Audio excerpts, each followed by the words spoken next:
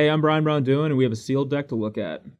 Alright, so we have a lot of non-basic lands in the sealed pool, but the thing about them is none of them are producing more than one color of mana, and these come into play tapped common lands for the most part are pretty marginal.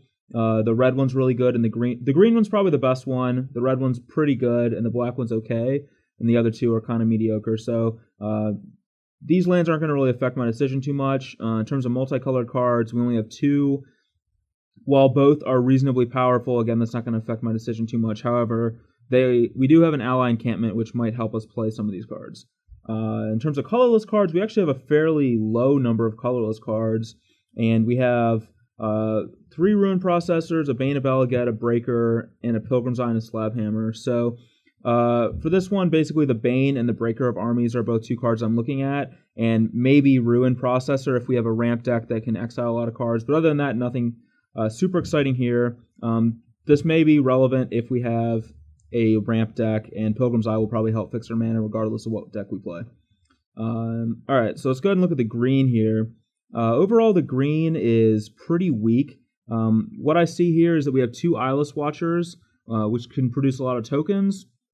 And then we have a Tajuru Beastmaster, which can go with those tokens to pump them. But it's a reasonable strategy, but we need more than just 3 cards to make that strategy worthwhile. We also have a Retreat to Kazandu, which is just a very powerful card. But overall, the green looks weak. The red here, we have 3 cards that are really good for my favorite red-style strategy, which is more devoid. So we have a Kozilek Sentinel, a Nettle Drone, and a Processor Assault. The issue here is that we don't really have much to go with these cards, and so it's unlikely that this ends up being our deck because the rest of red is just kind of mediocre with the exception of Outnumber, which is a good removal spell. And when we look here at black, though, black is extremely powerful. We have a lot of black cards for one, so we have a lot of options to choose from, but even beyond that, we have a lot of powerful cards in black. Drana, for example, is probably arguably one of the best, if not the best rare in the set, so having a Drana is definitely a giant pull to black. We have another rare in Guldraw's Overseer, although this one is much weaker overall. But past that point, we have a lot of removal. We have 2 Bone Splinters and 2 Demon's Grasps, and a Rising Miasma if we really want to. We have some Devoid strategy cards, so Sludge Crawler is probably one of the best creatures in a Devoid deck. Mindraker is good if you have a lot of ways to exile cards. And then I actually really like Grave Birthing a lot, and Silent Skimmer is mediocre, but probably better in Sealed than Draft. And then to go with that, we have 2 of the Calastria Night Watches, which doesn't look like there's a lot of ways to gain life in this pool, so we may not be triggering them that often, but a 4/5 for 5 is still a big rate. So black looks very powerful. And now, if we look at blue, I would say that blue is actually as powerful as black. So we have Halimar Tidecaller, which is a uncommon, but it's better than most rares, and it lets you basically rebuy Awaken cards and gives lands flying. So it's extremely powerful with a lot of ways to awaken your lands. We only have 1 Awaken card in black, so that's a little unfortunate. In blue, we have a Rush of Ice, which is pretty underwhelming, but we also have Scatter to the Winds, which is a very powerful card.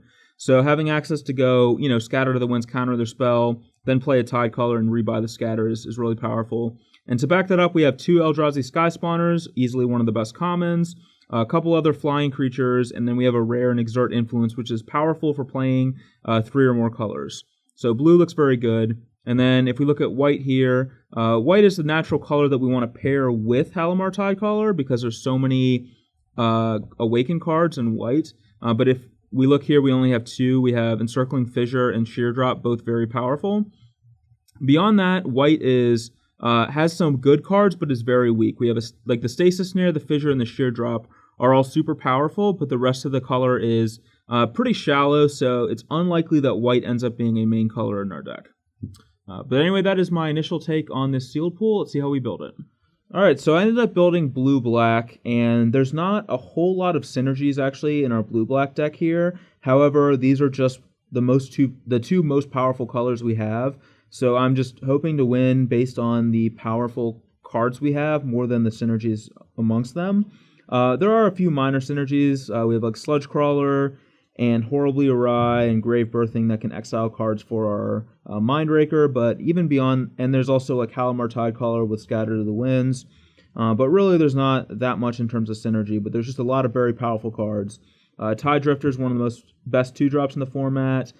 We have 2 Sky Spawners, we have 2 flying black rares, 2 of the most powerful Eldrazi, a lot of removal. We have 2 Tightening Coils, 2 Demon's Grasp, and Exert Influence and so forth. So this deck is a very powerful deck full of a lot of really good cards, and we're going to just hopefully try to overpower our opponents.